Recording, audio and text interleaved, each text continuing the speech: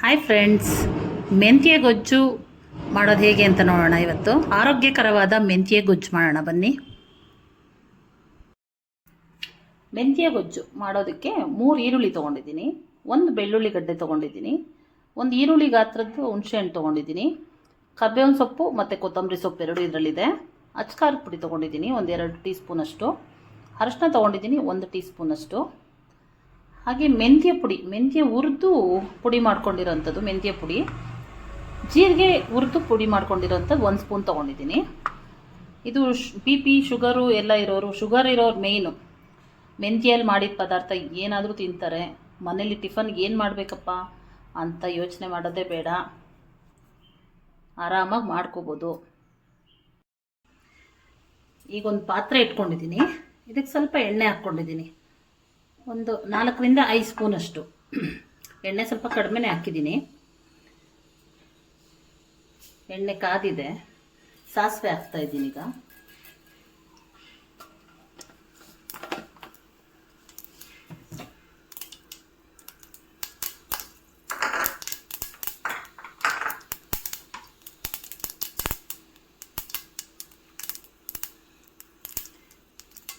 ಈರುಳ್ಳಿ ಹಾಕ್ಕೊತಾ ಇದ್ದೀನಿ.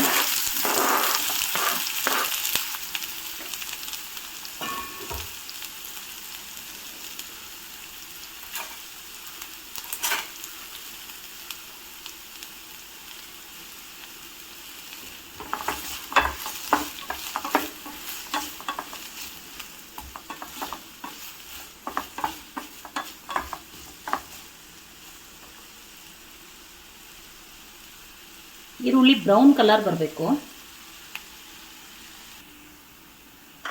ಹಾಗೆ ಬೆಳ್ಳುಳ್ಳಿ ಜಜ್ಕೊಂಡು ಹಾಕ್ಕೋತಾ ಇದ್ದೀನಿ.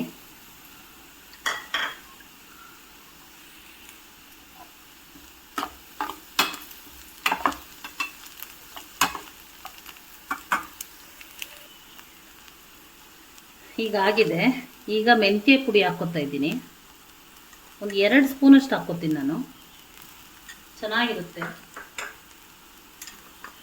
ಹಾಗೆ ಜೀರಿಗೆ ಪುಡಿ 1 ಟೀ ಸ್ಪೂನಷ್ಟು ಹಾಕ್ಕೋತಾ ಇದ್ದೀನಿ. ಹಾಗೆ ಅರಿಶಿನ ಒಂದು ಅರ್ಧ ಟೀ ಸ್ಪೂನಷ್ಟು ಹಾಕ್ಕೋತಾ ಇದ್ದೀನಿ. ಹಾಗೆ ಅಚ್ಕಾರದ ಪುಡಿ ಹಾಕ್ಕೋತಾ ಇದ್ದೀನಿ, ನಮ್ಮ ಖಾರಕ್ಕೆ ಅನುಗುಣವಾಗಿ ನಾನೊಂದು 2 ಸ್ಪೂನ್ ಹಾಕ್ಕೋತಾ ಇದ್ದೀನಿ.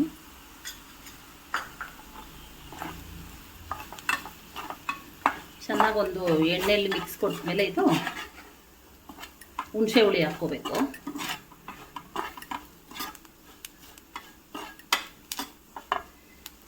ಹುಣಸೆ ಹಣ್ಣಿನ ರಸ ತೊಗೊಂಡಿದ್ದೀನಿ, ಇದು ಹಾಕ್ಕೊತೀನಿ. ಈಗ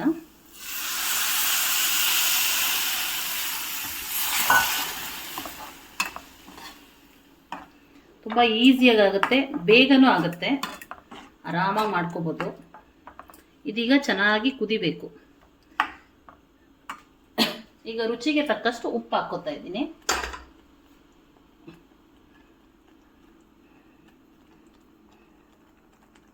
ನೋಡ್ಕೊಂಡು ಹಾಕ್ಕೊಳ್ಳೋಣ, ಸ್ವಲ್ಪನೇ ಹಾಕಿದ್ದೀನಿ ಉಪ್ಪು.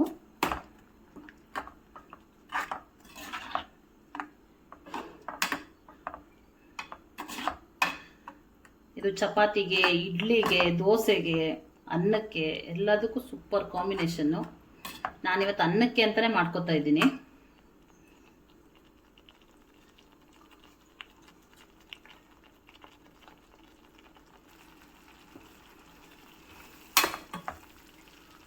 ಈಗ ಒಂಚೂರು ಟೇಸ್ಟ್ ನೋಡೋಣ, ಉಪ್ಪು ಖಾರ ಎಲ್ಲ ಕರೆಕ್ಟಾಗಿದೆಯಾ ಅಂತ.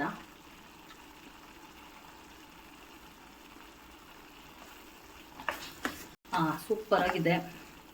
ಚೂರು ಉಪ್ಪು ಹಾಕಬೇಕು ಅನಿಸುತ್ತೆ.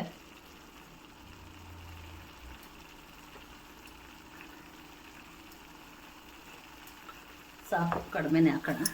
ನೋಡಿ, ಈಗ ಸುತ್ತ ಎಣ್ಣೆ ಬಿಟ್ಕೋತಾ ಇದೆಯಲ್ಲ, ಹೀಗೆ ಕುದಿಬೇಕು. ಗಟ್ಟಿಯಾಗಿದೆ ನೋಡಿ, ಅವಾಗ ಸ್ವಲ್ಪ ತೆಳ್ಳಗಿತ್ತು, ಕುದೀತಾ ಸ್ವಲ್ಪ ಗಟ್ಟಿಯಾಗಿದೆ. ಈಗ ಕೊತ್ತಂಬರಿ ಸೊಪ್ಪು, ಕರಿಬೇವಿನ ಸೊಪ್ಪು ಕಟ್ ಮಾಡ್ಕೊಂಡು ಇಟ್ಕೊಂಡಿದ್ದೀನಲ್ಲ, ಇದು ಹಾಕ್ಕೊತೀನಿ.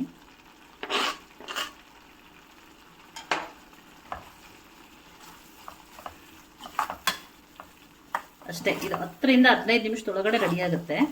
ಆರಾಮಾಗಿ ಮಾಡ್ಕೋಬೋದು, ಆರೋಗ್ಯಕ್ಕೆ ಒಳ್ಳೆಯದು, ಈಸಿಯಾಗಿ ಮಾಡ್ಕೋಬೋದು. ಏನೇ ಅಡುಗೆ ಇದ್ರೂ, ಅನ್ನ ಇರಲಿ, ಮುದ್ದೆ ಇರಲಿ, ಚಪಾತಿ ಇರಲಿ, ಯಾವುದಕ್ಕಾದರೂ ಸರಿ ಆರಾಮಾಗಿ ಮಾಡ್ಕೊಂಡು ತಿನ್ಕೋಬೋದು.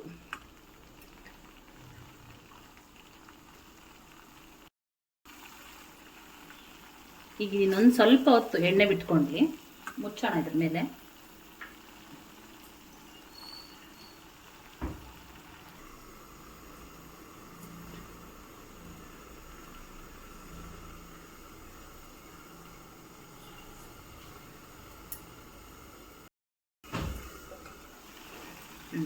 ಸಾಕು ನೋಡಿ, ಹೀಗೆ ಎಣ್ಣೆ ಬಿಟ್ಕೊಂಡಿದೆ, ಚೆನ್ನಾಗಾಗಿದೆ. ಸಾಕು, ಇಷ್ಟಕ್ಕೆ ಆಫ್ ಮಾಡ್ಕೊಳ್ಳೋಣ.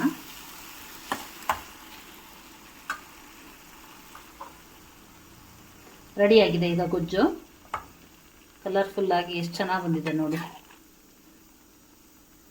ಸೂಪರ್ ಟೇಸ್ಟಿಯಾಗಿರೋಂಥ ಮೆಂತ್ಯ ಗೊಜ್ಜು ರೆಡಿ.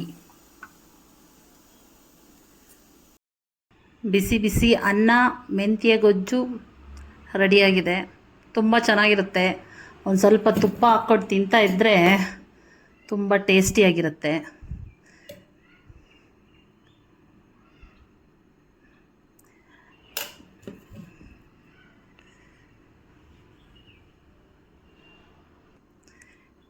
ಮೆಂತ್ಯ ಗೊಜ್ಜು, ಬಿಸಿ ಬಿಸಿ ಅನ್ನ, ತುಪ್ಪ ರೆಡಿ.